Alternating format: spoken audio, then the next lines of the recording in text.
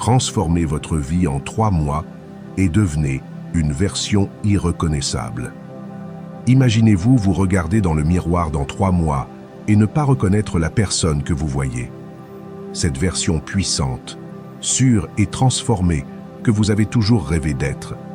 Que se passerait-il si je vous disais que vous êtes à seulement 90 jours de devenir quelqu'un de complètement nouveau, quelqu'un que tout le monde regardera avec admiration et respect? Il ne s'agit pas de magie ni de promesses vides. Il s'agit d'adopter des habitudes et des défis qui vous mèneront à un niveau que vous n'avez jamais imaginé. Aujourd'hui, commence votre voyage pour devenir irréprochable. Amis, avant de continuer, je veux que vous laissiez dans les commentaires la phrase « À partir d'aujourd'hui, je vis comme un véritable stoïque ». En l'écrivant, vous montrerez que vous êtes engagé sur ce chemin de transformation et de renforcement personnel. Grâce à cet acte simple, vous ferez le premier pas vers une nouvelle version de vous-même. Commençons ensemble ce voyage. Numéro 1. Votre zone de confort est votre cercueil. La zone de confort est un endroit que nous connaissons tous bien. C'est là où nous nous sentons en sécurité, protégés et à l'aise. Mais avez-vous déjà pensé à ce que cela signifie vraiment de rester là? C'est comme si vous étiez dans un cercueil. Cela vous limite, vous enferme et vous éteint lentement. Le pire, c'est que souvent, nous ne réalisons même pas que nous sommes piégés. Nous nous disons que c'est un endroit où nous sommes en sécurité, où il n'y a pas de risque. Mais la réalité est que la zone de confort est l'endroit où nos rêves meurent. La vie est un processus constant de changement et d'évolution. Et c'est précisément ce changement qui nous permet de grandir. En restant dans notre zone de confort, nous cessons de rechercher de nouvelles expériences, d'apprendre et de défier nos propres limites. C'est comme si nous décidions de nous contenter d'être moins que ce que nous sommes capables d'être. À quoi bon vivre une vie sans défi, sans tester nos limites? Chaque fois que vous êtes confronté à quelque chose qui vous met mal à l'aise, vous faites un pas en avant, vers la version la plus puissante et complète de vous-même. Pensez-y un instant. Les fois où vous avez le plus grandi, les fois où vous avez le plus appris, ce ne sont pas précisément ces moments où vous vous êtes senti mal à l'aise, hors de votre zone de confort. Lorsque vous êtes confronté à l'inconnu, lorsque vous vous forcez à faire quelque chose qui vous fait peur, c'est alors que vous découvrez vraiment de quoi vous êtes fait. Les leçons les plus précieuses de la vie ne se trouvent pas dans le confort, mais dans la lutte, la douleur et le dépassement. Prenons l'exemple de l'exercice physique. Au début, soulever des poids est inconfortable, voire douloureux. Mais c'est précisément cette douleur qui fait que vos muscles grandissent, se renforcent et deviennent plus résistants. Si vous soulevez toujours le même poids, vos muscles cessent de se développer, s'habituent et vous cessez de progresser. Il en va de même pour votre esprit, vos compétences, vos relations et chaque aspect de votre vie. La croissance ne se produit que lorsque vous osez défier vos limites et sortir de ce qui vous est familier. Alors, comment pouvez-vous sortir de votre zone de confort? Commencez par de petites actions. Vous n'avez pas à faire un changement radical du jour au lendemain. Commencez par faire des choses qui vous mettent un peu mal à l'aise chaque jour. Prenez un chemin différent pour aller au travail, engagez une conversation avec un inconnu, réveillez-vous 1 heure plus tôt que d'habitude. Ces petites étapes vous entraîneront à gérer l'inconfort et vous réaliserez bientôt que vous êtes capable de bien plus que vous ne le pensiez. Il est facile de rester là où nous sommes, de nous contenter de ce que nous avons et de vivre une vie sans surprise. Mais la réalité est que chaque jour que vous passez dans votre zone de confort est un jour que vous gaspillez. Chaque jour où vous choisissez le confort plutôt que la croissance est un jour où vous vous éloignez de devenir la personne que vous êtes destiné à être. La vie est trop courte pour être vécue à moitié. La grandeur ne se trouve pas sur le chemin facile, mais sur le sentier que peu osent emprunter. Le stoïcisme nous enseigne que l'inconfort fait partie du processus de croissance, que la douleur et la souffrance ne sont pas des ennemis, mais des maîtres qui nous montrent de quoi nous sommes faits. Ils nous invitent à regarder à l'intérieur de nous-mêmes et à trouver la force que nous ignorions avoir. Donc, la prochaine fois que vous ressentirez la tentation de rester dans votre zone de confort, rappelez-vous que c'est précisément à ce moment-là que vous avez le plus besoin de bouger. Parce qu'à chaque fois que vous choisissez le confort plutôt que l'amélioration, vous vous privez de l'opportunité de découvrir votre véritable potentiel. Numéro 2. Transformez les plaintes et la paresse en plan d'action.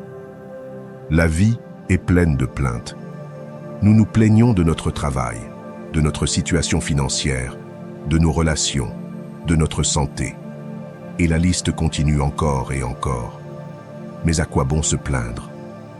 Chaque fois que vous vous plaignez, vous vous concentrez sur le problème au lieu de chercher une solution.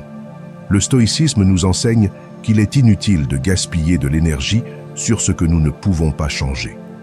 Mais que se passe-t-il lorsque nous avons le pouvoir de le changer? C'est là que l'action entre en jeu, et c'est là que réside la véritable transformation. Imaginez que chaque plainte que vous avez est une porte qui vous mène à l'opportunité de vous améliorer. Chaque fois que vous dites « Je suis fatigué de ce travail, je n'aime pas mon corps » ou « Je n'ai pas le temps pour quoi que ce soit », vous êtes en réalité confronté à un signe que quelque chose dans votre vie a besoin de changer. Mais au lieu de laisser ces plaintes s'accumuler et devenir un poids que vous portez sur vos épaules, vous devez les transformer en un plan d'action. La clé est de transformer ces plaintes en questions. Au lieu de dire « Je n'ai pas le temps pour quoi que ce soit », demandez-vous « Comment puis-je mieux organiser mon temps pour faire ce qui compte vraiment ?» Il est essentiel de documenter ces plaintes. Ne les laissez pas flotter dans votre esprit, car c'est là qu'elles deviennent gigantesques, des monstres qui vous empêchent d'avancer. Écrivez-les. Prenez un carnet et commencez à noter chaque plainte que vous avez tout au long de la journée. Faites-le sans filtre. Vous verrez que beaucoup d'entre elles sont répétitives et en les observant de l'extérieur, vous commencerez à remarquer des motifs. Ces motifs vous révéleront des domaines de votre vie où vous êtes bloqué, et ces domaines deviennent des opportunités pour la croissance et l'action. Maintenant que vous avez identifié vos plaintes, il est temps de les transformer en objectifs actionnables. Le problème avec la procrastination et la paresse, c'est que nous ne savons pas par où commencer.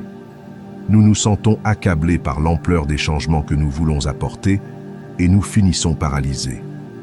C'est là que fixer des objectifs clairs et des délais réalistes devient votre arme la plus puissante. Divisez ces objectifs en petites étapes. Ne pensez pas à courir un marathon si vous n'avez même pas commencé à marcher. Concentrez-vous sur ce que vous pouvez faire aujourd'hui, à cet instant précis.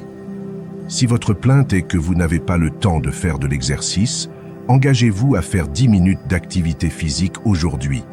Pas demain, pas la semaine prochaine, mais maintenant. Le stoïcisme nous enseigne que l'action est ce qui définit nos vies. Nous ne sommes pas ce que nous pensons, nous sommes ce que nous faisons. Donc, chaque fois que vous vous surprenez à vous plaindre de quelque chose, demandez-vous que puis-je faire à ce sujet maintenant. Transformez la plainte en un plan, et ce plan en une habitude quotidienne. Parce que le véritable changement ne se produit pas du jour au lendemain, mais à travers de petites actions cohérentes qui s'accumulent avec le temps. Il est très facile de tomber dans le piège de la paresse. Nous nous disons que nous le ferons demain, que ce n'est pas le moment, que nous sommes trop fatigués. Mais la réalité est que demain n'existe pas. Le seul moment que vous avez est le présent, et chaque fois que vous retardez l'action, vous perdez l'opportunité de vous rapprocher de la vie que vous voulez vraiment. Alors, arrêtez d'attendre le moment parfait et commencez à agir maintenant. Parce que peu importe la petitesse du pas que vous faites, l'important est de le faire. La prochaine fois que tu te trouves en train de te plaindre, fais une pause et respire. Reconnais que tu as le pouvoir de changer cette situation. Tu n'es pas une victime des circonstances, tu es le créateur de ta réalité. Choisis de transformer cette plainte en un objectif, en un but clair, et engage-toi à faire le premier pas, peu importe sa taille, car c'est dans l'action que se trouve le véritable pouvoir. C'est la racine de la misère. Les attentes sont des pièges que nous nous imposons. Lorsque nous créons des attentes sur la façon dont les choses devraient être, sur la façon dont les autres devraient se comporter, ou même sur la façon dont notre propre chemin devrait être, nous ouvrons la porte à la déception et à la souffrance. Le problème est que lorsque nos attentes ne sont pas satisfaites, nous nous sentons frustrés, trahis, et dans le pire des cas, misérables. C'est comme si nous nous concentrions sur ce que nous croyons devoir se produire, au lieu d'accepter et d'apprécier ce qui est réellement. Combien de fois dans la vie as-tu attendu quelque chose de quelqu'un et cette personne n'a pas répondu à tes attentes? Peut-être que tu attendais un geste de remerciement, un mot gentil, ou simplement qu'il soit à la hauteur de ce que tu pensais qu'il devait être. Mais de qui est vraiment la faute? Ce n'est pas de l'autre personne, mais de toi, d'avoir déposé sur eux la responsabilité de répondre à une image que tu as créée dans ton esprit. À ce moment-là, tu leur as remis le pouvoir de ton bonheur. Le stoïcisme nous enseigne que la racine de la misère réside précisément dans ces attentes que nous plaçons sur les autres et sur le monde qui nous entoure. Maintenant, que se passe-t-il lorsque nous dirigeons ces attentes vers nous-mêmes? Nous nous imposons des normes inaccessibles, des objectifs qui, bien qu'ils ne soient pas impossibles, sont pleins de pression et d'exigence. Nous nous disons que nous devons être parfaits, que nous ne pouvons pas échouer, que nous devons toujours être à la hauteur. Et quand nous n'atteignons pas ce que nous nous sommes fixés, nous nous sentons échoués, comme si nous n'étions pas assez bons. Mais qui a dit que la vie consiste à suivre un scénario que nous avons écrit dans notre esprit? La vie est imparfaite, et c'est là que réside sa beauté. Lorsque nous laissons de côté les attentes, nous commençons à vivre la vie telle qu'elle est. Nous nous libérons du besoin constant que les choses soient d'une certaine manière et commençons à apprécier ce qui est devant nous. Les déceptions diminuent, car il n'y a plus d'idées préconçues qui les alimentent. Nous commençons à voir les choses avec clarté et à accepter que la réalité est changeante, que les gens sont imparfaits et que nous le sommes aussi. C'est à ce moment d'acceptation que nous trouvons la véritable paix. Je me souviens d'une fois où j'attendais une promotion au travail. J'avais travaillé dur, je m'étais efforcé au-delà de ce que je croyais possible et j'étais sûr que j'allais l'obtenir. Mais cela ne s'est pas produit. Au lieu de célébrer mes réalisations, je me suis senti déçu et amer, comme si tous mes efforts avaient été vains. C'est alors que j'ai réalisé que ma souffrance ne provenait pas de ne pas obtenir la promotion, mais de l'attente que j'avais créée à son sujet. Dès que j'ai lâché cette attente, j'ai pu voir clairement combien j'avais grandi, combien j'avais appris et combien j'étais allé loin, même sans la reconnaissance externe que j'attendais tant. Le voyage est ce qui compte, pas la destination. Et lorsque tu te permets d'apprécier chaque pas, chaque erreur et chaque petit progrès, tu commences à comprendre que la véritable richesse réside dans le processus, pas dans le résultat final. Les attentes te aveuglent à la beauté de ce que tu vis en ce moment précis. Peu importe si vous n'êtes pas arrivé là où vous vouliez être, ce qui compte, c'est que vous avancez, que vous apprenez, que vous grandissez. Alors, que se passerait-il si aujourd'hui vous décidiez de lâcher ces attentes qui vous lient? Que se passerait-il si vous vous permettiez simplement d'être, sans attendre que tout soit parfait, que tout se passe comme prévu? Vous commenceriez à ressentir une sensation de liberté, une paix que l'on trouve seulement lorsque l'on cesse de lutter contre la réalité et que l'on apprend à l'accepter telle qu'elle est.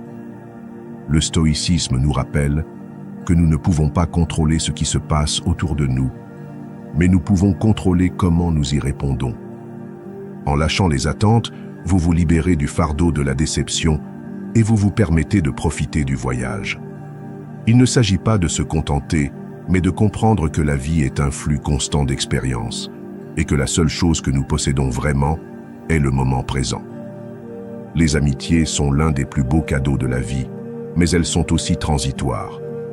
Il est naturel de penser que les personnes qui sont à nos côtés aujourd'hui seront là pour toujours, mais la vérité est que tout dans la vie a un cycle. Les amitiés évoluent, changent et parfois prennent simplement fin. Ce n'est pas quelque chose de négatif ni un échec, c'est simplement une partie du processus naturel de la vie. Avec le temps, les priorités changent, nos expériences nous transforment et les connexions que nous avions avec certaines personnes peuvent s'estomper. Parfois, nous nous accrochons à l'idée que nous devons garder ces amis à tout prix, mais en le faisant, nous ne faisons que nous causer de la douleur. Le stoïcisme nous invite à accepter l'impermanence, à comprendre que nous ne pouvons pas contrôler combien de temps quelqu'un sera dans nos vies. Tout ce que nous pouvons faire, c'est apprécier les moments que nous partageons et laisser aller quand c'est nécessaire. J'ai expérimenté cette réalité dans ma propre vie. Des amis que je croyais éternels ont pris des chemins différents. Et à ce moment-là, j'ai ressenti de la tristesse et de la frustration. Mais en réfléchissant, je me suis rendu compte que chaque amitié avait un but, un moment et une leçon qu'elle m'a laissée.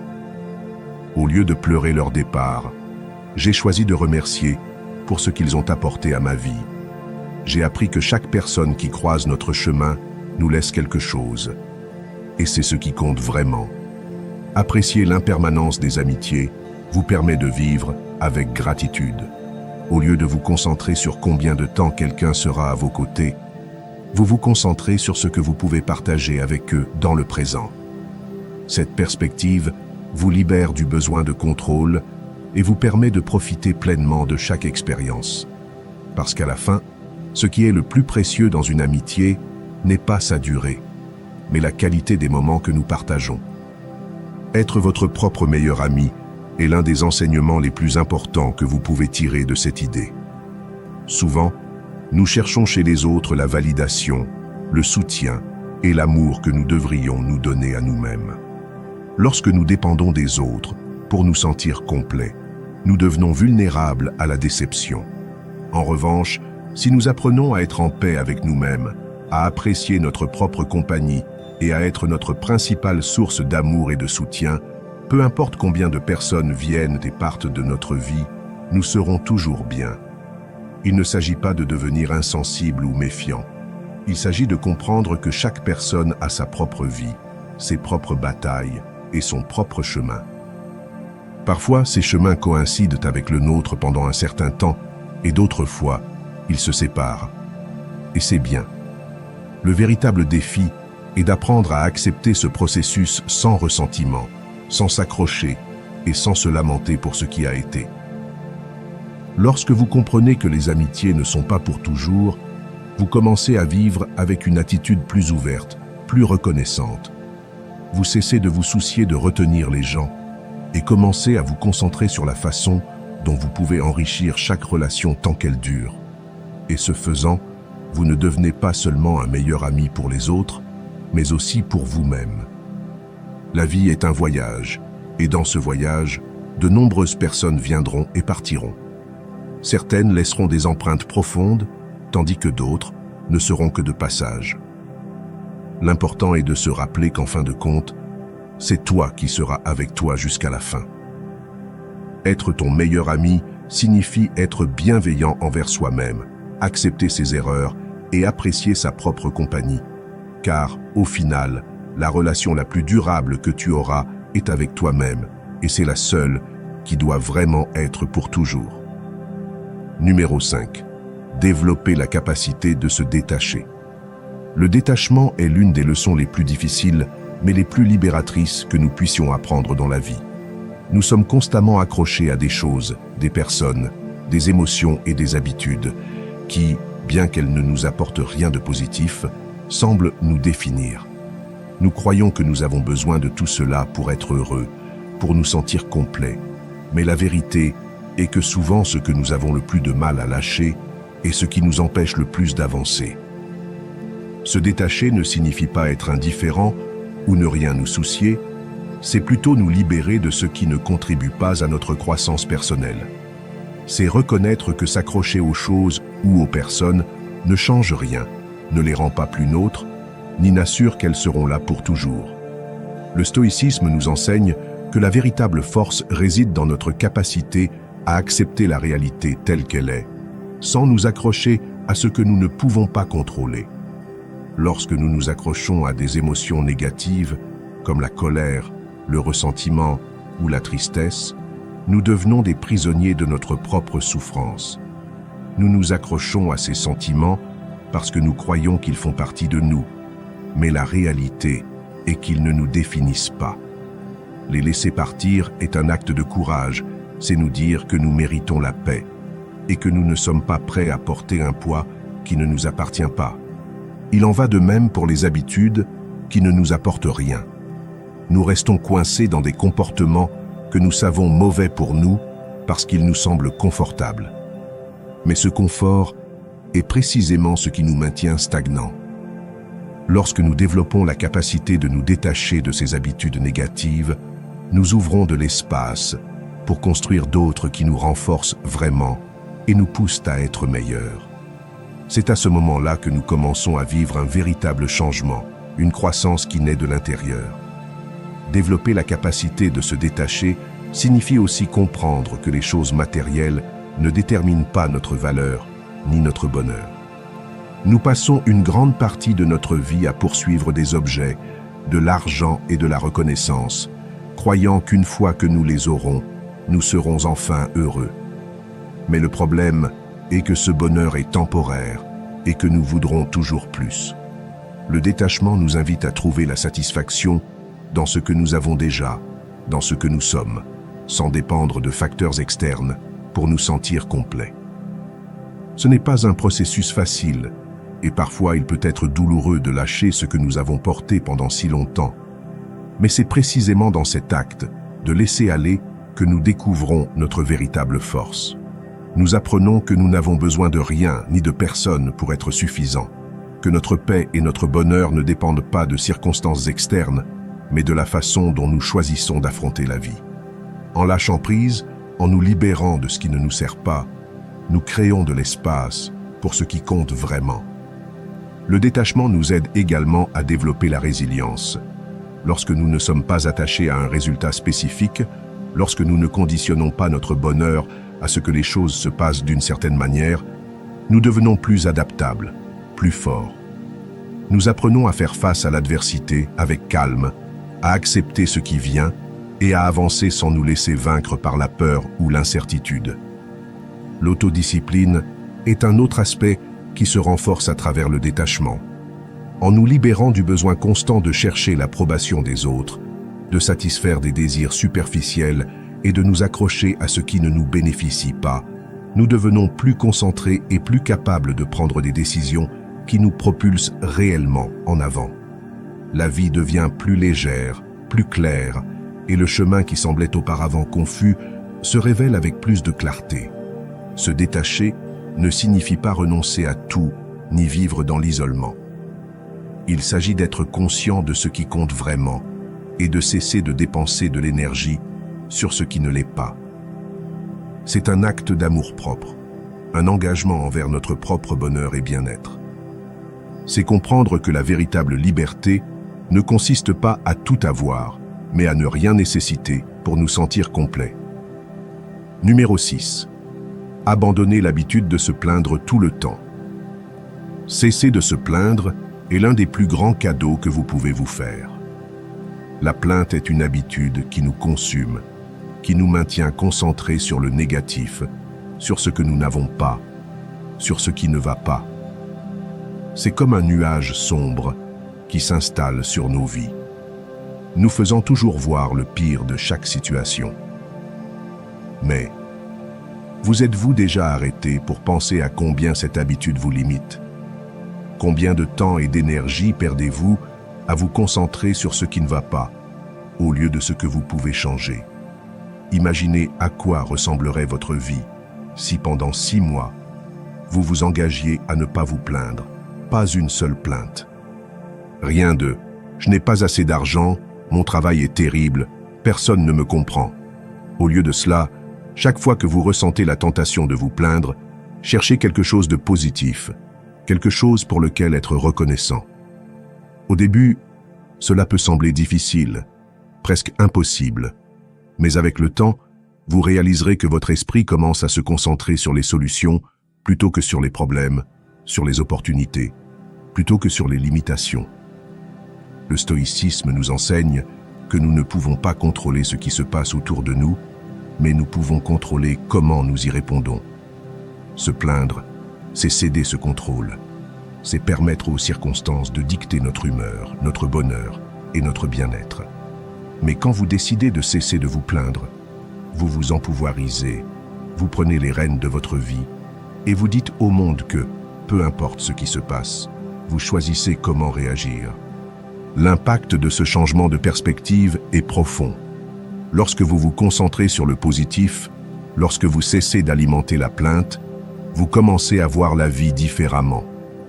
Les défis ne sont plus des obstacles, mais des opportunités de grandir et d'apprendre. Les difficultés deviennent des leçons précieuses, et les petites choses qui passaient auparavant inaperçues deviennent soudainement des raisons de gratitude. Vous changez votre énergie, et ce faisant, vous changez la réalité qui vous entoure. L'esprit est incroyablement puissant, et ce que vous pensez et dites a un impact direct sur la façon dont vous vous sentez et sur la façon dont vous affrontez la vie. Si vous passez la journée à vous plaindre, votre cerveau s'habitue à cette négativité et commence à chercher plus de raisons de se plaindre. C'est un cercle vicieux qui vous maintient piégé, mais lorsque vous vous défiez de cesser de vous plaindre, de vous concentrer sur ce qui va bien, sur ce que vous pouvez améliorer, vous commencez à briser ce cycle. J'ai vu comment cesser de se plaindre peut transformer des vies. Des personnes qui se considéraient comme des victimes de leurs circonstances, qui pensaient que rien de bon ne leur arrivait, commencent soudainement à voir des possibilités là où elles ne voyaient auparavant que des problèmes. Ce n'est pas que la vie devienne parfaite, c'est que vous changez la façon dont vous l'affrontez. Et c'est la véritable magie du stoïcisme, comprendre qu'il ne s'agit pas de ce qui se passe, mais de la façon dont vous choisissez de l'interpréter. Au cours de ces 6 mois, je vous encourage à tenir un journal de gratitude. Chaque jour, écrivez 3 choses pour lesquelles vous êtes reconnaissant. Au début, cela peut être difficile de les trouver, surtout si vous êtes habitué à vous concentrer sur le négatif. Mais avec le temps, tu te rendras compte qu'il y a beaucoup plus de choses pour lesquelles être reconnaissant que tu ne le pensais. Ce simple acte de gratitude t'aidera à garder ton esprit concentré sur le positif, à rompre l'habitude de te plaindre et à créer une nouvelle façon de penser. La vie est trop courte pour la gaspiller en plainte. Chaque jour que tu passes à te plaindre est un jour que tu perds pour grandir, pour apprendre, pour profiter de tout ce que tu as. Alors, à partir d'aujourd'hui, fais un engagement envers toi-même. Arrête de te plaindre. Concentre-toi sur ce que tu peux contrôler, sur ce que tu peux améliorer et sur tout le bon qui t'entoure. Parce que lorsque tu choisis de voir le côté positif, lorsque tu cesses d'alimenter la plainte, tu découvres que la vie est beaucoup plus riche, plus pleine et plus belle que tu ne l'avais jamais imaginé. Numéro 7. La gratitude comme pilier central. La gratitude est l'un des piliers les plus puissants pour transformer notre vie. Lorsque nous apprenons à être reconnaissants, nous changeons notre façon de voir le monde et par conséquent, notre manière de vivre. Il ne s'agit pas seulement de remercier pour les grandes réalisations ou pour les moments de bonheur évidents. Il s'agit de trouver cette étincelle de gratitude même dans les petits détails que nous négligeons souvent. Parce que c'est dans ces petites choses que réside vraiment la magie de la vie. Chaque jour est rempli d'opportunités pour ressentir de la gratitude. Le simple fait de se réveiller le matin, de sentir le soleil sur sa peau, d'avoir de l'eau chaude pour se doucher ou de profiter d'un repas, ce sont des bénédictions que nous tenons souvent pour acquises. Mais lorsque nous prenons un moment et que nous apprécions vraiment ces choses, nous commençons à réaliser à quel point nous sommes chanceux. La gratitude nous connecte au présent, nous ancre à la réalité et nous aide à apprécier ce que nous avons déjà, au lieu de toujours nous concentrer sur ce qui nous manque. Le stoïcisme nous enseigne que ce n'est pas ce que nous avons, mais comment nous l'apprécions qui détermine notre bonheur. La gratitude est l'outil qui nous permet de voir le verre à moitié plein, même lorsque les circonstances ne sont pas parfaites. Lorsque nous cultivons un esprit reconnaissant, nous laissons de côté l'habitude de nous comparer aux autres, de désirer ce que nous n'avons pas, et nous commençons à trouver la paix et la satisfaction dans ce qui existe déjà dans nos vies. Cela ne signifie pas que nous cessons d'aspirer à plus, mais que nous apprenons à apprécier le chemin, à valoriser chaque pas, peu importe sa taille. Un pas pratique pour intégrer la gratitude dans ta routine quotidienne est de commencer un journal de gratitude. Chaque nuit, avant de dormir, écris au moins 3 choses pour lesquelles tu es reconnaissant ce jour-là. Au début, cela peut sembler difficile, surtout si tu n'es pas habitué à chercher le positif. Mais peu à peu, ton esprit s'entraînera à trouver ces moments de gratitude et tu seras surpris de tout ce pourquoi tu peux être reconnaissant. Cela peut être un message d'un ami, l'arôme de ton café du matin ou même l'opportunité d'avoir surmonté une journée difficile. Une autre pratique efficace est d'exprimer ta gratitude aux autres. Ne te limite pas à la ressentir en silence. Partage-la. Remercie les personnes qui font partie de ta vie. Dis-leur combien tu apprécies leur présence et comment elles ont positivement impacté ton chemin. En le faisant, tu ne cultives pas seulement ta propre gratitude, mais tu crées aussi un environnement d'appréciation et d'amour autour de toi. La gratitude a le pouvoir de renforcer nos relations, de nous rapprocher des autres et de construire des connexions plus authentiques et significatives. Il est également fondamental d'apprendre à être reconnaissant, même pour les défis et les difficultés. Parfois, les expériences les plus douloureuses sont celles qui nous enseignent le plus, celles qui nous rendent plus forts et nous préparent à affronter la vie avec une nouvelle perspective.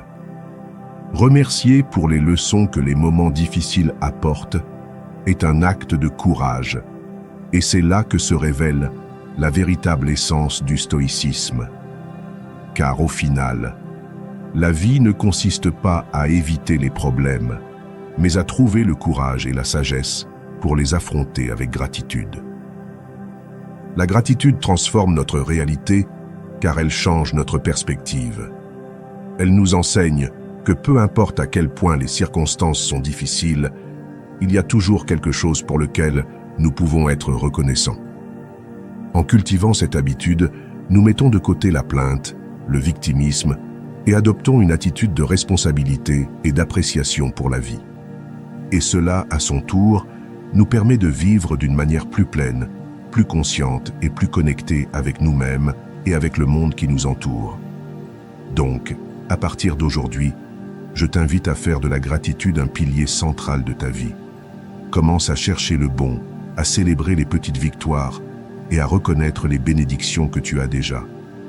Car lorsque tu pratiques la gratitude, tu découvres que la vie, avec toutes ses imperfections, est un cadeau extraordinaire qui mérite d'être apprécié à chaque instant. Numéro 8. Le sacrifice est essentiel. Le sacrifice est une partie inévitable du chemin vers tout ce qui en vaut vraiment la peine. Dans un monde où nous cherchons constamment des raccourcis, des solutions rapides et le chemin le plus confortable, nous oublions que ce qui est le plus précieux dans la vie nécessite des efforts, de la dévotion et surtout la volonté de renoncer à quelque chose. C'est précisément à travers le sacrifice que nous découvrons de quoi nous sommes faits, que nous trouvons notre véritable potentiel et que nous nous rapprochons de la vie que nous désirons vraiment. Le stoïcisme nous enseigne que rien de réellement précieux ne s'obtient sans un prix. Chaque accomplissement, chaque objectif atteint implique de renoncer à quelque chose. Cela peut être le temps, l'énergie, le confort ou même la sécurité que nous ressentons en restant dans notre zone de confort. Mais c'est dans cet acte de lâcher prise, de se détacher de ce qui est facile, que nous trouvons la véritable satisfaction. C'est dans le sacrifice que se forgent les bases d'une vie authentique et pleine de sens. Je me souviens d'un moment de ma vie où j'ai dû prendre une décision qui a tout changé. J'avais un emploi stable, un bon salaire et le confort d'une routine que je connaissais par cœur. Mais au fond, Je sentais que je ne vivais pas en accord avec mon but, que je me contentais d'une vie qui ne me comblait pas. Prendre la décision de laisser cette sécurité, de sacrifier ce qui m'était confortable pour poursuivre ce que je voulais vraiment, a été l'un des moments les plus difficiles que j'ai affrontés, mais aussi l'un des plus libérateurs. En lâchant ce qui ne me servait plus, j'ai ouvert de l'espace pour quelque chose de bien plus grand et significatif. La réalité est que tu ne peux pas tout avoir. Si tu veux atteindre tes objectifs, si tu veux devenir la meilleure version de toi-même, tu devras faire des sacrifices. Tu devras renoncer aux plaisirs éphémères, aux distractions qui t'éloignent de ton but et, parfois, même à des personnes qui ne partagent pas ta vision. Cela peut être douloureux et, sur le moment, il peut sembler que tu perds plus que tu ne gagnes. Mais, à long terme, tu réalises que ces sacrifices sont ceux qui te mènent à une vie plus pleine, plus authentique et plus alignée avec ce qui compte vraiment pour toi. Le stoïcisme nous invite à identifier ce qui a vraiment de la valeur dans notre vie. Que veux-tu vraiment? Qu'est-ce qui te remplit de sens et de satisfaction? Une fois que tu le découvres, les sacrifices deviennent plus clairs, car tu comprends qu'il ne s'agit pas de perdre quelque chose, mais d'investir dans ce qui en vaut vraiment la peine. Chaque renonciation, chaque moment d'inconfort est un pas en avant, un rappel que tu es sur la bonne voie. La vérité est que souvent, nous nous accrochons à ce qui nous est familier parce que nous avons peur du changement, du sacrifice. Nous nous disons que nous ne pouvons pas laisser certaines choses derrière nous, que nous ne pouvons pas nous passer de certaines habitudes ou commodités. Mais que se passerait-il si tu réalisais que ce que tu sacrifies en restant dans ta zone de confort est bien plus précieux que ce que tu pourrais gagner en sortant? À la fin de la journée, le sacrifice est le prix que nous payons pour la grandeur. C'est la décision consciente de laisser aller ce qui ne nous sert pas, pour faire de la place à ce qui compte vraiment.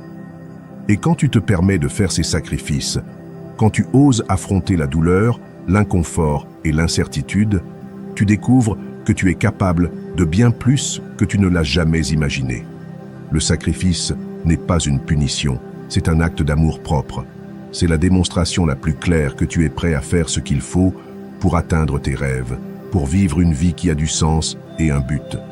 Alors identifie ce que tu veux vraiment et demande-toi ensuite qu'est-ce que tu es prêt à sacrifier pour y arriver.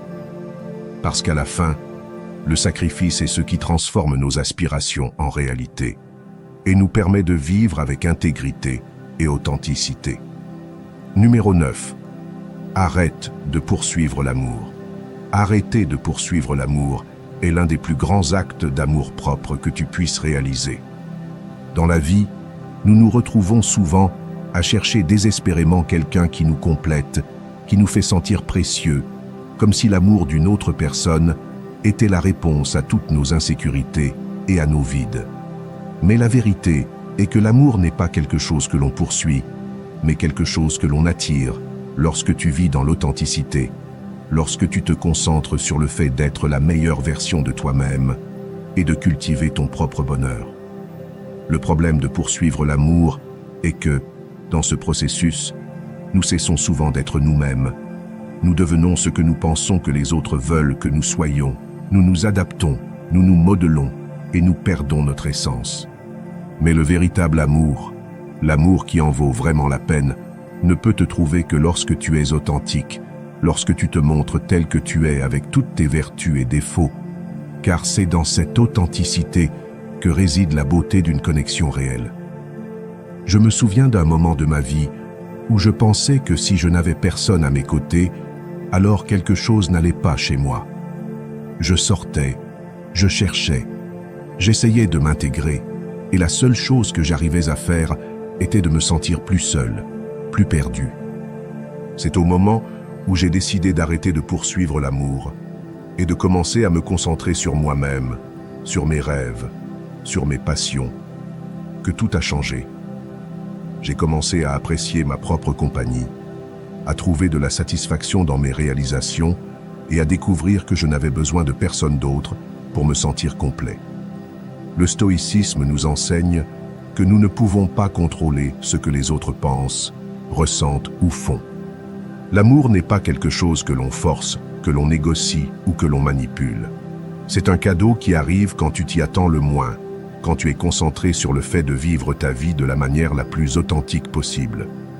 Au lieu de dépenser ton énergie à poursuivre quelque chose d'externe, investis ce temps à te connaître, à grandir, à développer tes talents et à vivre avec un but.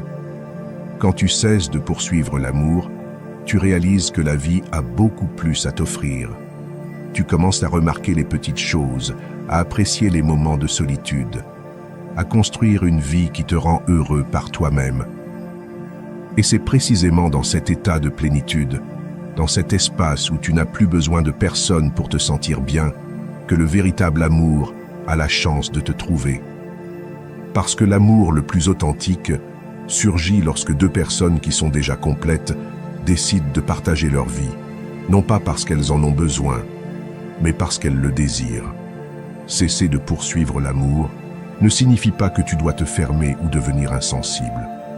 Au contraire, cela signifie que tu es ouvert à le recevoir, mais que tu n'en dépends pas pour être heureux. C'est un changement de perspective, une décision consciente de ne pas mettre ta valeur entre les mains d'une autre personne. Quand tu te permets d'être heureux avec toi-même, quand tu trouves de la joie dans ta propre croissance, l'amour qui arrive est beaucoup plus pur, beaucoup plus réel.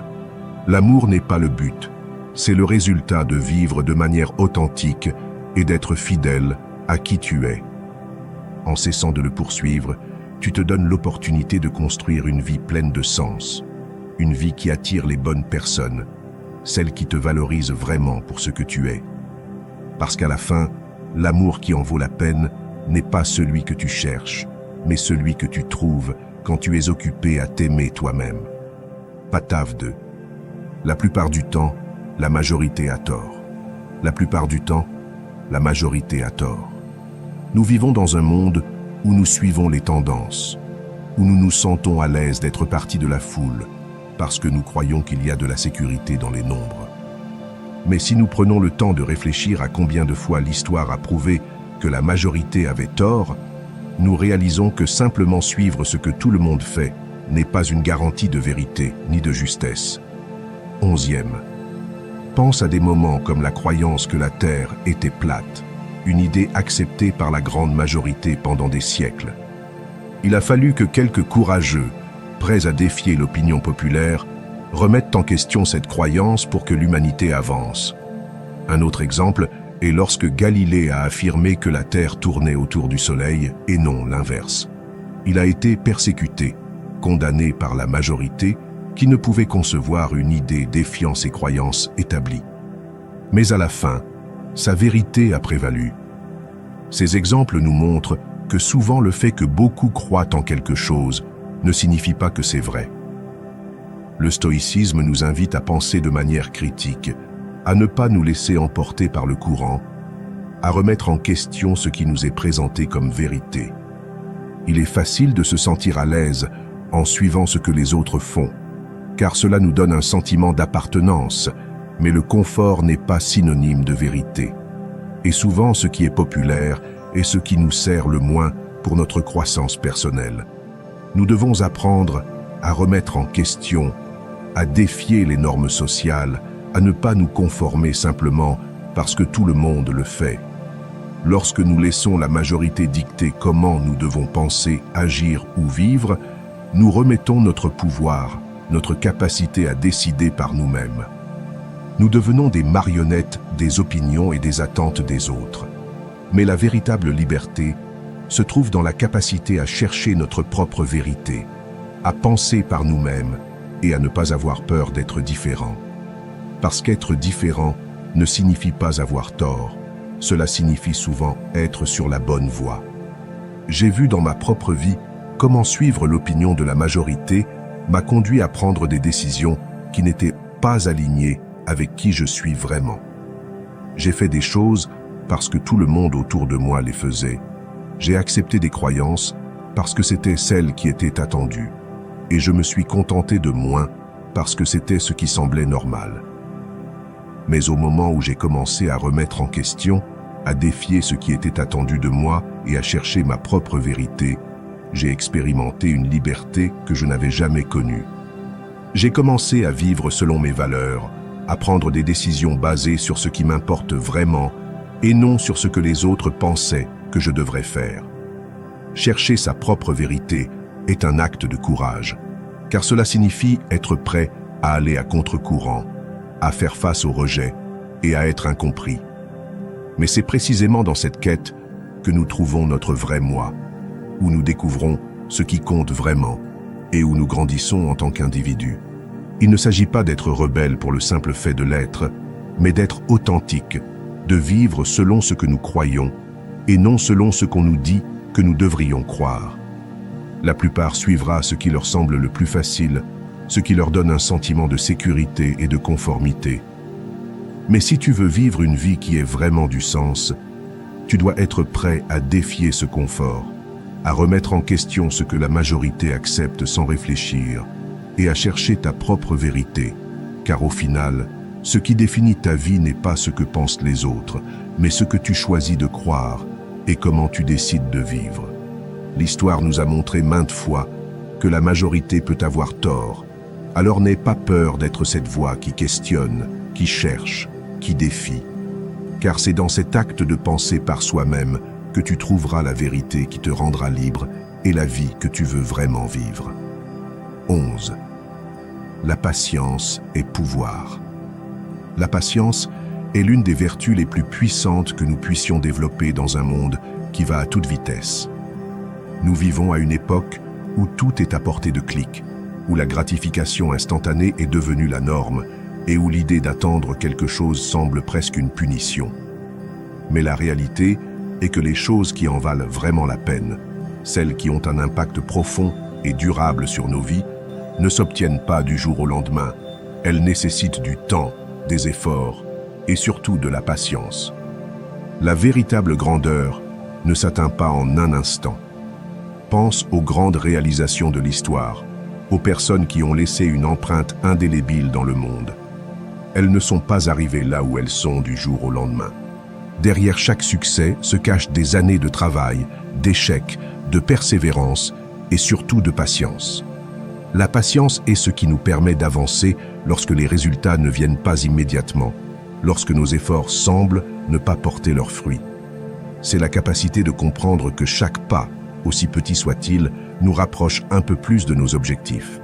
Le stoïcisme nous enseigne que la patience est pouvoir, car elle nous permet d'accepter ce que nous ne pouvons pas contrôler et d'attendre calmement ce que le temps a réservé pour nous. Il nous invite à voir la vie comme un processus, à comprendre que tout ne se produit pas au moment que nous souhaitons et que souvent ce que nous désirons le plus se manifeste lorsque nous sommes prêts à le recevoir. C'est dans cet espace d'attente que se forge notre caractère, où nous apprenons à être résilients et à faire confiance au fait que tout a son moment. Pour cultiver la patience dans notre vie quotidienne, il est essentiel d'apprendre à être conscient de nos pensées et de nos émotions. Chaque fois que tu ressens le besoin d'obtenir quelque chose immédiatement, arrête-toi et demande-toi « Pourquoi suis-je si pressé ? Que suis-je vraiment en train de chercher ?» En prenant un moment pour réfléchir, tu te rendras compte que souvent l'urgence n'est qu'un reflet de notre anxiété, de notre désir d'éviter l'inconfort d'attendre. Mais lorsque tu te permets de ressentir cet inconfort et de l'accepter, tu découvres qu'il n'est pas si terrible que tu le pensais. Une autre façon pratique de développer la patience est d'apprendre à apprécier le processus.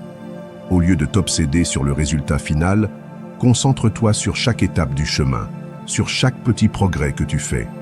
Célèbre tes avancées, aussi minimes soient-elles, et reconnais que chaque jour où tu persévères est un jour de plus près de tes objectifs.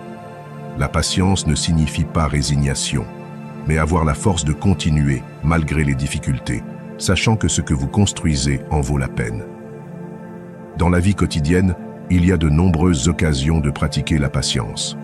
Lorsque vous êtes coincé dans le trafic, au lieu de vous frustrer, profitez de ce moment pour réfléchir, écouter un podcast ou apprécier votre propre compagnie.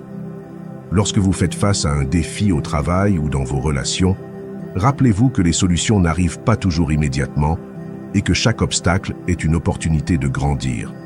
La patience est comme un muscle. Plus vous la pratiquez, plus elle devient forte. Le problème de la gratification instantanée est qu'elle nous fait croire que tout doit se passer rapidement, que si nous n'obtenons pas ce que nous voulons tout de suite, quelque chose ne va pas. Mais le stoïcisme nous rappelle que le temps est un allié, pas un ennemi. Chaque jour que vous attendez avec patience, chaque moment que vous consacrez à perfectionner votre compétence, votre connaissance ou votre caractère, est un investissement dans votre avenir.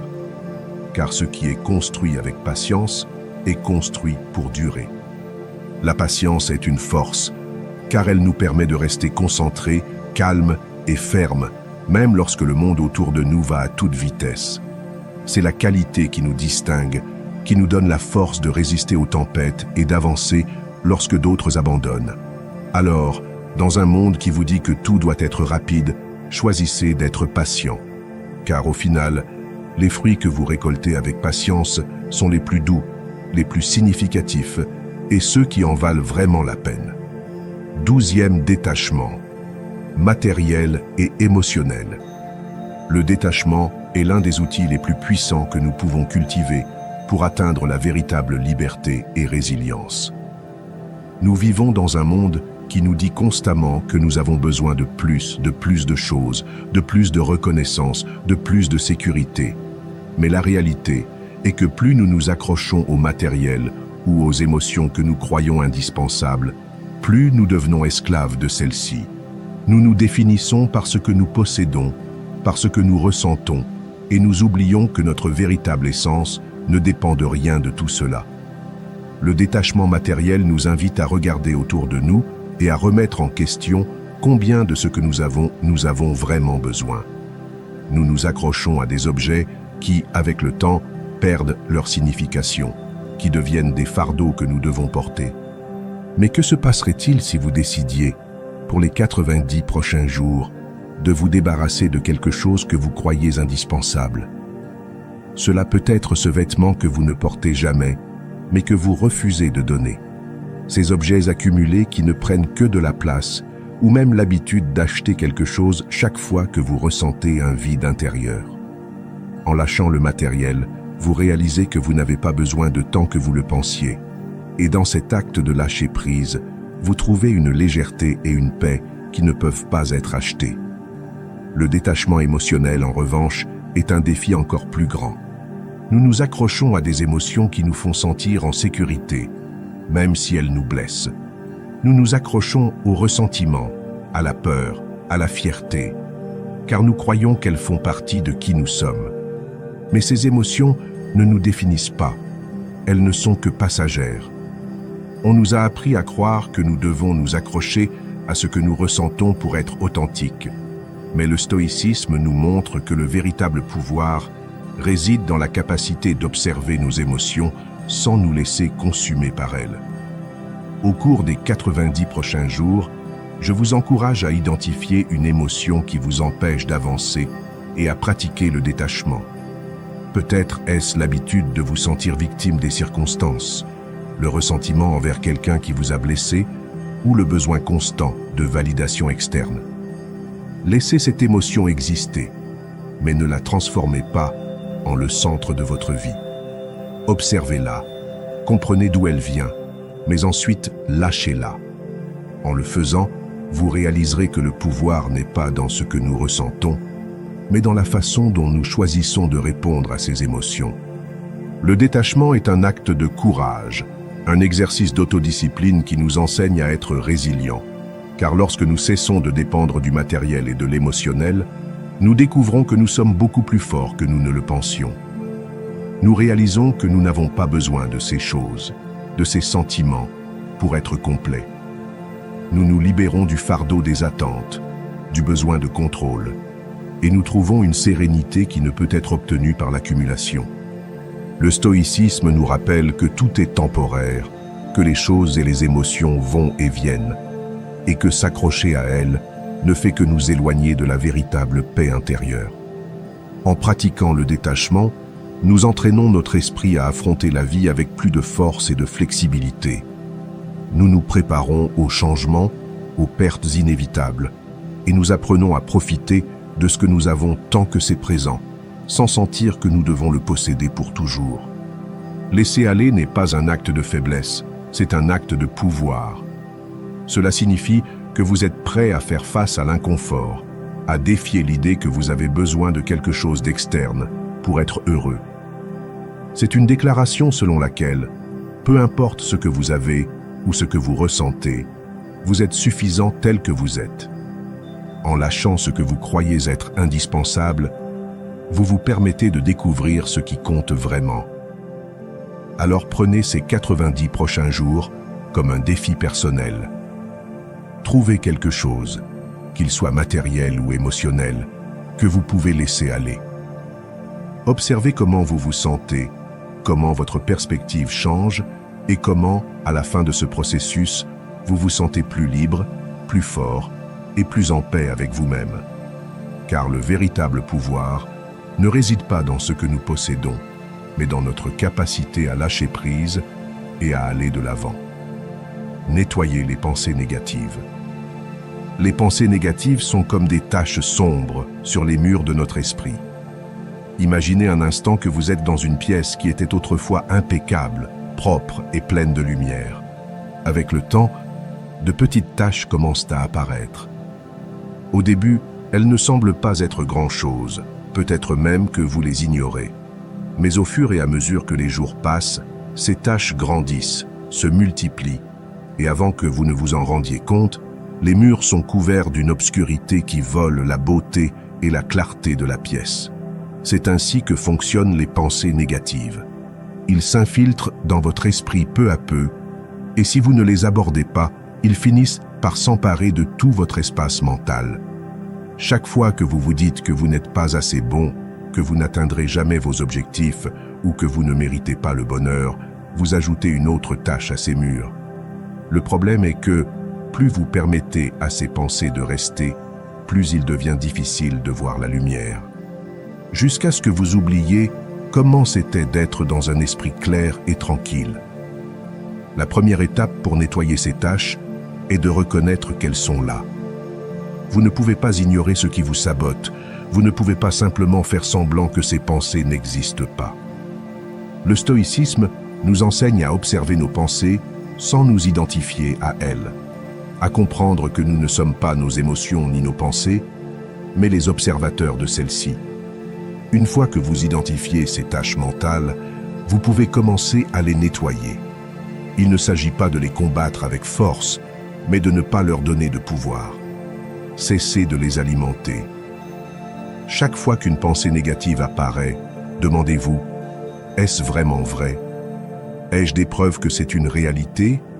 Ou est-ce juste une interprétation que je fais de la situation? Souvent, nous réalisons que ces pensées ne sont que des distorsions, des créations de notre critique intérieure qui cherchent à nous affaiblir. En les défiant, en remettant en question leur validité, nous commençons à leur retirer le pouvoir qu'elles ont sur nous. Rompre le cycle de l'auto-sabotage signifie cesser d'être le pire ennemi de soi-même. Il y a un moment où nous devons décider si nous voulons continuer à peindre ces taches sur nos murs ou si nous sommes prêts à les nettoyer, à créer un espace où la lumière et la positivité peuvent briller à nouveau. Le problème est que, bien souvent, nous nous sommes tellement habitués à ces pensées qu'elles sont devenues une partie de notre identité. Mais cela ne doit pas être ainsi. Vous pouvez choisir, à tout moment, de commencer à guérir ces murs et à restaurer la clarté de votre esprit. Se concentrer sur des souvenirs positifs, c'est comme appliquer une nouvelle couche de peinture sur ces murs. Chaque fois que vous vous surprenez à tomber dans une pensée négative, essayez de la remplacer par un souvenir où vous étiez heureux, où vous avez accompli quelque chose d'important, où vous vous êtes senti aimé et précieux. Ces moments existent et sont la preuve que vous êtes capable de bien plus que ce que votre critique intérieure veut vous faire croire. En remplissant votre esprit de ces souvenirs, vous construisez une nouvelle réalité, une où les tâches de négativité n'ont pas d'espace pour grandir. Le critique intérieur est l'un des ennemis les plus persistants que nous devrons affronter dans la vie. Il est toujours là, prêt à souligner nos erreurs, nos faiblesses et à nous rappeler nos échecs. Mais le stoïcisme nous enseigne que nous pouvons faire taire cette voix. Il ne s'agit pas de l'éliminer complètement, car elle sera toujours là, mais de réduire son volume, de ne pas y prêter trop d'attention. Chaque fois que le critique intérieur essaie de vous abattre, répondez avec compassion. Rappelez-vous que vous êtes humain, que vous êtes en processus de croissance et que vous méritez le même amour et le même respect que vous donneriez à un être cher. Nettoyer les pensées négatives est un processus quotidien. Cela ne se fait pas du jour au lendemain, mais chaque petit acte d'amour de soi, chaque fois que vous choisissez de vous concentrer sur le positif, est comme un coup de pinceau de lumière qui commence à effacer ces taches sombres. Et avec le temps, vous réaliserez que la pièce de votre esprit brille à nouveau, pleine de clarté, de paix et d'une force que personne ne peut vous enlever. 14. Agissez dans votre vie. La vie n'attend pas que vous soyez prêt, que le moment soit parfait ou que la peur disparaisse. Le temps continue d'avancer et chaque jour qui passe est une opportunité qui ne revient pas.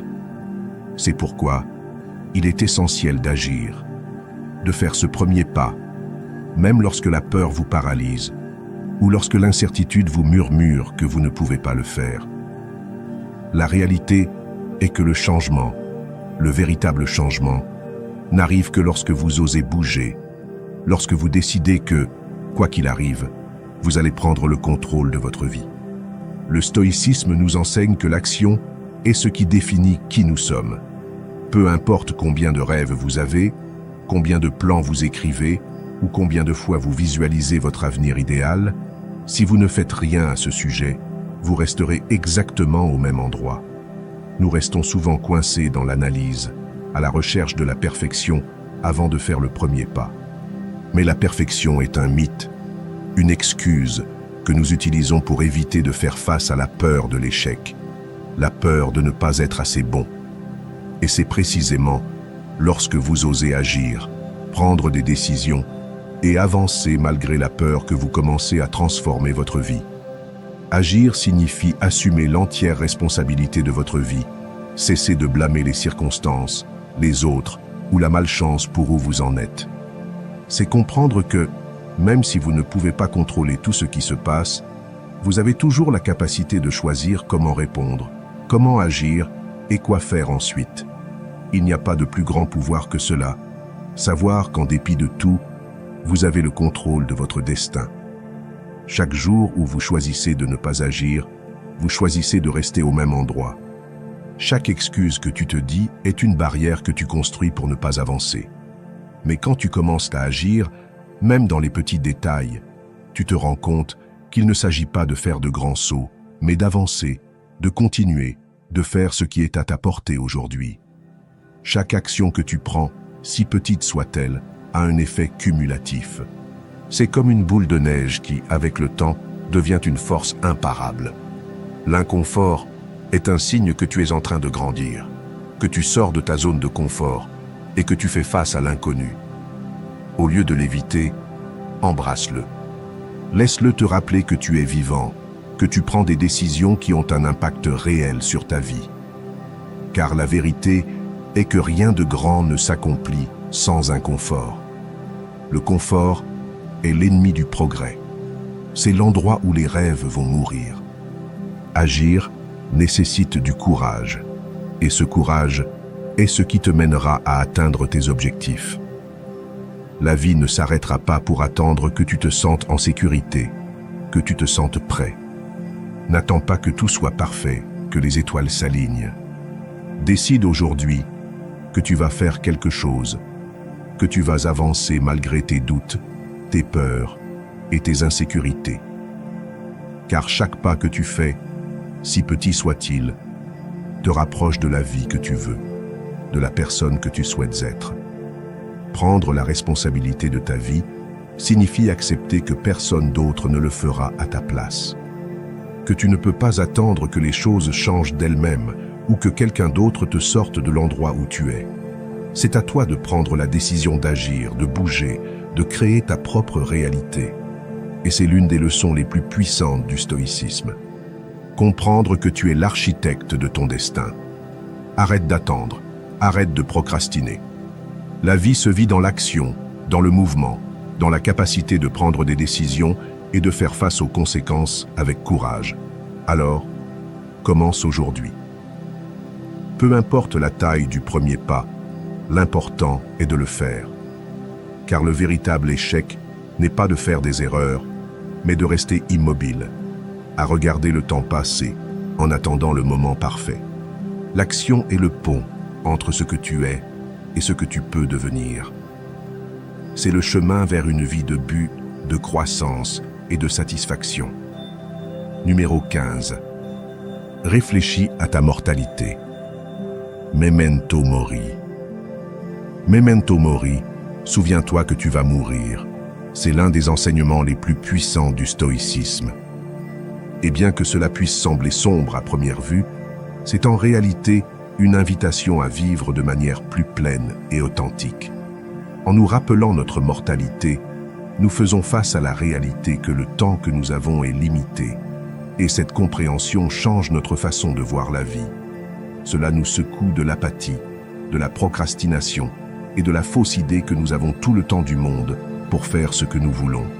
Chaque jour est un cadeau qui n'est pas garanti, mais il est facile de tomber dans le piège de la routine, en pensant qu'il y aura toujours un demain, qu'il y aura une autre occasion de dire ce que nous ressentons, de faire ce que nous aimons, de vivre comme nous le souhaitons vraiment. Mais la vérité est que nous ne savons pas combien de jours il nous reste. Réfléchir à notre mortalité nous permet de valoriser chaque moment, chaque expérience, et nous oblige à nous demander: est-ce que je vis de la manière dont je désire vraiment? Est-ce que je consacre mon temps à ce qui compte? Le stoïcisme nous enseigne que la vie n'est pas infinie, et c'est précisément cette finitude qui lui donne sa valeur. Lorsque nous nous rappelons que notre temps est limité, nous cessons de tenir pour acquis les personnes que nous aimons, les opportunités que nous avons et les expériences qui nous enrichissent. Nous devenons plus conscients de nos décisions et plus sélectifs sur la façon et avec qui nous voulons passer notre temps. La question qui se pose est: si aujourd'hui était ton dernier jour, serais-tu satisfait de la façon dont tu as vécu? Memento mori n'est pas un appel à vivre dans la peur ou le désespoir, mais à vivre avec un but. Nous remettons souvent nos rêves, nos passions, en pensant qu'il y aura un moment parfait pour les réaliser. Mais ce moment n'existe pas. La vie se déroule en ce moment même, à cet instant, et en nous rappelant notre mortalité, nous gagnons le courage de poursuivre ce que nous voulons vraiment, de mettre de côté la peur de l'échec et de vivre d'une manière qui reflète notre véritable être. Lorsque vous réfléchissez à votre mortalité, vous réalisez que les problèmes qui vous préoccupaient tant ne sont pas si importants. Les opinions des autres, les petites contrariétés du quotidien et les préoccupations superficielles perdent leur pouvoir sur vous. À la place, vous vous concentrez sur ce qui compte vraiment, sur les connexions que vous avez, sur l'impact que vous laissez, sur les moments de joie et sur les expériences qui vous font sentir vivant. Ce rappel constant de notre fragilité nous enseigne également à être plus compatissants, tant envers les autres qu'envers nous-mêmes. Nous naviguons tous dans la vie sans garantie, et cela nous unit dans notre humanité.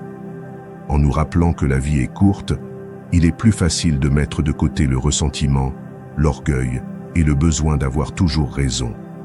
Nous apprenons à valoriser le présent, à pardonner et à être reconnaissants pour chaque occasion que nous avons de partager un moment avec quelqu'un.